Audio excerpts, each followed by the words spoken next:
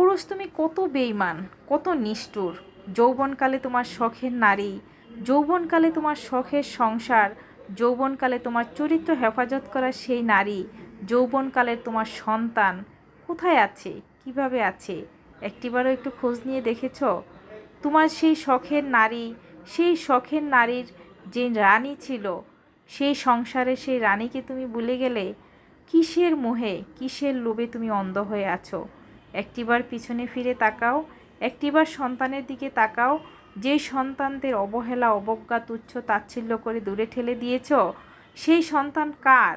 কে এই সন্তানগুলো? কি তোমার পরিচয়? কি তাদের পরিচয়?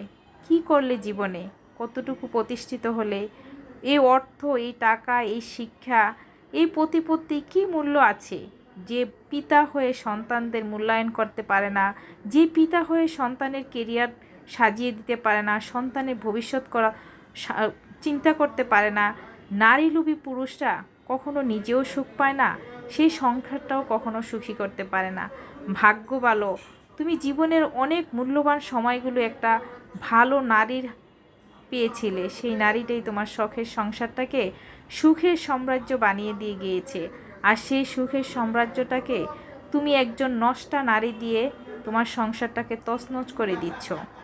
আসলে পুরুষের টাকা হলে যে চরিত্র নষ্ট হয়, সেটা একদম তোমাকে দিয়ে আসলে প্রমাণ। যে পুরুষের টাকা থাকে, সেই পুরুষ নাকি কুকুরের সমতুল্য হয়। আর বর্তমান যুগে কিছু নষ্টা নারী আছে, ভালো নারীদের সাজানো গোছানো সংসারটাকে তছনছ করে দেয়। তারা কিছুদিন পর পর এই স্বামী ছেড়ে অন্য স্বামী, অন্য স্বামী ছেড়ে অন্য স্বামী। শুধু টাকালোভী নারীরা পুরুষদের সংসার ছিন্ন ভিন্ন করে, এক জায়গায় সংসার স্থির করতে পারে না, একের পর এক স্বামী চেঞ্জ করে, সংসার চেঞ্জ করে। তারা টাকার মোহে অন্ধ হয়ে কোথাও তাদের সাজানো সুখের সংসার হয় না। তারা একের পর এক সংসার চেঞ্জ করে আর মানুষের জীবন নষ্ট করে। এই যে ইকরা মেয়েটা, নীরবে নিবৃত্তিতে কি সুন্দর একটা ছেলে, কি সাজানো সুখের একটা সংসার, হাজব্যান্ড ওয়াইফ একটা বাচ্চা নিয়ে কত সুখের একটা সংসার ছিল, সেই সংসারটা তছনছ হয়ে গেল। বাংলার গড়ে গড়ে এরকম হাজারো ইকরা আছে, হাজারো নারী আছে। কিছু নষ্টা নারীদের জন্য নষ্টা নারীরা বুড়া বুড়া পুরুষ দেখে, টাকাওয়ালা পুরুষ দেখে বিয়ে বসে, তারপর ওই পুরুষকে ছেড়ে দিয়ে আবার কিছুদিন পরে আবার অন্য টাকাওয়ালা পুরুষ খোঁজে। সে অন্য টাকাওয়ালা পুরুষের ঘরে গিয়ে সেই সংসার সাজানো সংসারটাকে তছনছ করে দেয়। এরা আসলে সংসার করতে চায় না, এরা আসলে সংসারই না। এরা ফকিন্নি গরিবের ঘরের সন্তান হয়ে কি করে বড়লোক পুরুষ, টাকাওয়ালা পুরুষ দেখে ধরে আর একের পর এক স্বামী চেঞ্জ করে।